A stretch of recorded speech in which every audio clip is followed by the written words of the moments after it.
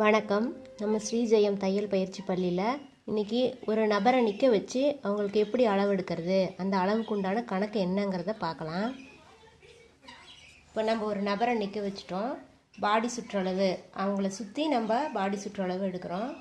அந்த பாடி சுற்றளவுக்கு நம்ம கணக்கு வைக்கலாம். அடுத்து பார்த்திங்கன்னா ஷோல்ட்ரு பேக் சைடில் நிற்க வச்சு நம்ம ஸ்ட்ரைட்டாக எடுக்கிறது தான் தோள்பட்டை. அந்த தோள்பட்டையில் நம்ம பக்கக்கழுத்து எந்த அகலம் வேணுமோ அதுக்கு தகுந்தாப்பில் நம்ம எடுத்துக்கலாம். அடுத்து முன்கழுத்து அது உயரம் எடுத்துக்கலாம்.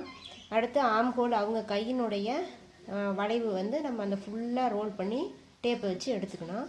அடுத்தது கை சுற்றளவு, அடுத்து கை உயரம், அடுத்து இங்கே பாடி சுற்றளவு நம்ம எடுத்துக்கிறோம். அந்த ஃபஸ்ட்டே நம்ம சொன்னால் நாளாக ஃபுல்லாக ரோல் பண்ணி நம்ம எடுத்துக்கணுன்னு.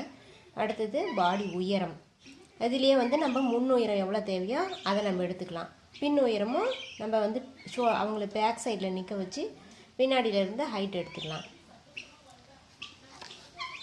இப்போ அடுத்தது நம்ம அளவு கணக்கு பார்க்கலாம். இப்போ பாடி உயரம் எடுத்துட்டோம். பாடி உயரம் 15 அப்படிங்கும்போது அதனுடைய நம்ம 2 இன்ச்சு சேர்த்து மடித்து தைப்பதற்காக 2 இன்ச்சு சேர்த்து 17 இன்ச்சு நம்ம எடுத்துக்கிறோம்.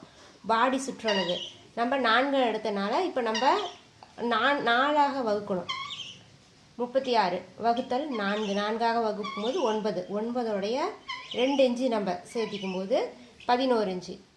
தோள்பட்டை 6, பக்க கழுத்து 2.5, முன்கழுத்து 6, பின்கழுத்து 6, முன் உயரம் 13. அடுத்தது கை உயரம். கை உயரம் 6 இன்ச்சு எடுத்துட்டோம் அப்படின்னா மடித்து தைக்கிறதுக்காக 2 இன்ச்சு 8 இன்ச்சு. கை சுற்றளவு, கை சுற்றளவு நம்ம ஆம்கோலை ரோல் பண்ணி எடுக்கிறோம். 13, 13 2ஆல் வகுக்கும்போது 6.5, அதனோடய நம்ம 2 இன்ச்சு சேர்த்துக்கும் போது 8.5. இது ப்ளவுஸு தைக்கிறதுக்கான அளவு. இதை நோட் பண்ணிக்கோங்க. அடுத்த வீடியோவில் எப்படி தைக்கிறது அப்படின்றத நான் சொல்லித்தரேன். நன்றி.